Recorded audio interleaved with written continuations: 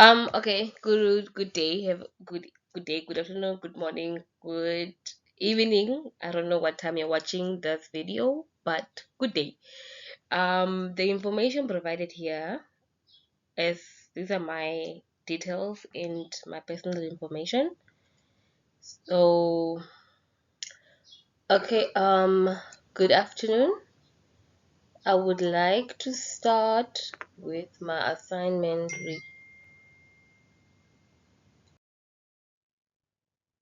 Right. So here we are talking about understanding the complexities of decision making in modern education, right? Now, making decisions within today's educational systems presents a multifaceted challenge for school leaders, teachers, and policymakers. These complexities stem from a mix of increasing student diversity, rapid technology progress, shifting teaching philosophies, rising accountability expectations, and the constant flow of data, right? And what that means is basically in the modern education, right, there are more than one factor. There are basically a lot of factors that have to take place in order for decisions to be made. This could be a diverse students that you may have at your environment or your school. It could include the constantly changing technology or different policies that are made, as well as an expectation of accountability from all leaders around the education system. Now, let's start with the educational leaders, right? Managing complexities with strategy school leaders such as principals, superintendents, and district officials play a vital role in defining school culture, directing resources, and influencing instructional direction.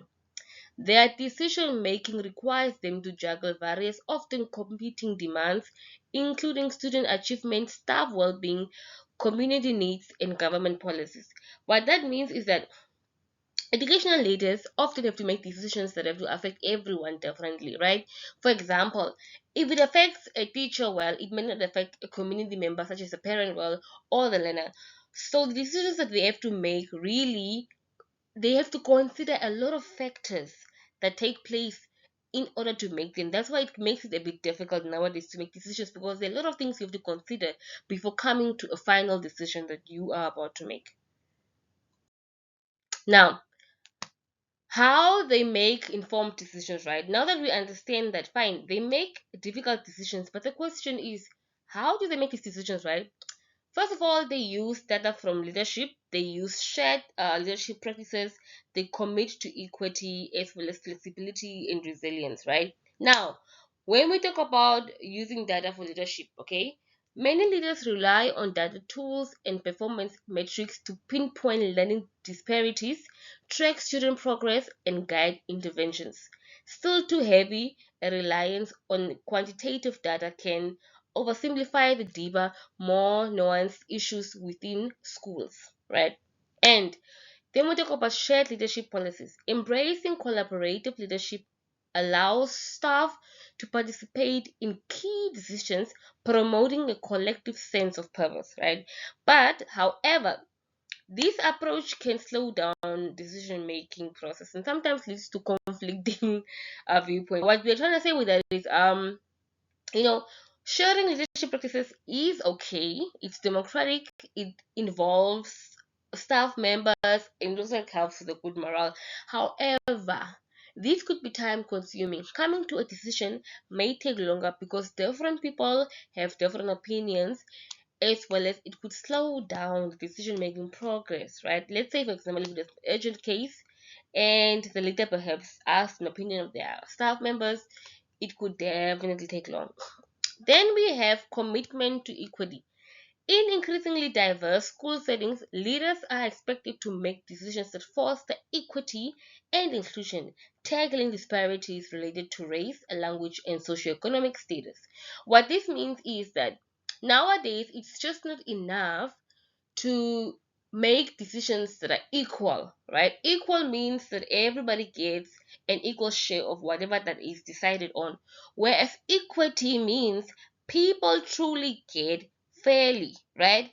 Meaning that those that really need more get more, and those that just need enough, a little bit, get just what they need, even though they won't get the same amount, but the decisions affect them equally. I hope that's clear. Then we have to go to the teachers now and decision makers at the instructional level, the instructional core. Teachers are the decision makers at the instructional core, right? Teachers make frequent, impactful decisions that directly affect student learning, motivation, and well-being. They operate as both executors of educational policies and architects of everyday classroom experiences. What that means is that these teachers are literally at the baseline of decision making. They have to make decisions instantly, and these decisions impact their students, right? Directly. They are in the classroom every day, one on one with these learners. Whatever they decide will conclude the learner's well being, as well as their motivation for learning, right? So these policies that come down from the upper levels, the teachers are the ones that truly execute those policies in an everyday setting. Now, how do they make informed decisions, right? They use classroom data. Teachers draw from student assessments, feedback, and classroom behavior to adjust instructions. Yet, many struggle with limited time and training to interpret data effectively. Now, teachers really use assessments as well as feedback and learners' classroom behavior to make informed decisions. But the problem with that is it kind of it kind of what is the word? It can kind of what is it like not work hand in hand with time management, because remember, a teacher has only 40 minutes in the classroom to teach, to assess, to get feedback, to give homework, to manage the classroom. So there's a lot of things happening within a 40-minute period. They also make informed decisions using culturally responsive teaching. Educators must adapt to their teaching to reflect and respect students' cultural and linguistic backgrounds, which calls for ongoing professional development and critical self reflection. Now, a teacher cannot go that is teaching at a village school and expect the learners to have the same linguistics as that of the learners that are staying in towns. And the learners that are staying in towns are often exposed to watching TV to improve their lingual skills. They communicate with others in English on an everyday basis, whereas the learner that is now um at home, let's say for example in a village, when they go home they're often going to speak their mother tongue. And I'm going to use examples of languages quite often in this presentation because I am a language teacher, so please don't mind that. Then we go to balancing curriculum and technology. Teachers must evaluate which digital tools enhance student learning and which ones distract from it, often without enough guidance or support. Now, it's truly up to the teacher to decide um, which technological tools, for example, using a phone in the classroom, do you think it is more destructive or it will actually support the learner's learning? Well, I don't think so. I think using a cell phone in the classroom would be more destructive than supporting their learning. Then we have collaborative practices, professional learning communities, and interdisciplinary collaboration help improve teaching quality. However, institutional barriers can restrict time and autonomy for meaningful teamwork. Then we move on to policymakers, right? Setting the conditions for the educational decisions. Policy makers are the people that ensure any and all the conditions in an educational decision making progress, right?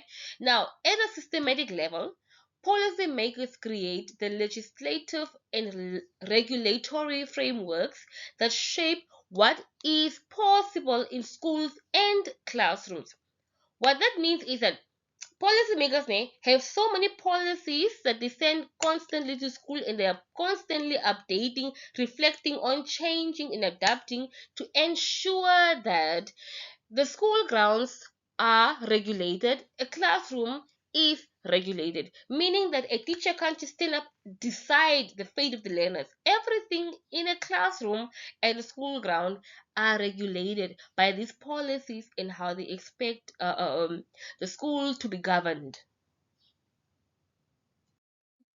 And then now, how do these policymakers make informed decisions, right?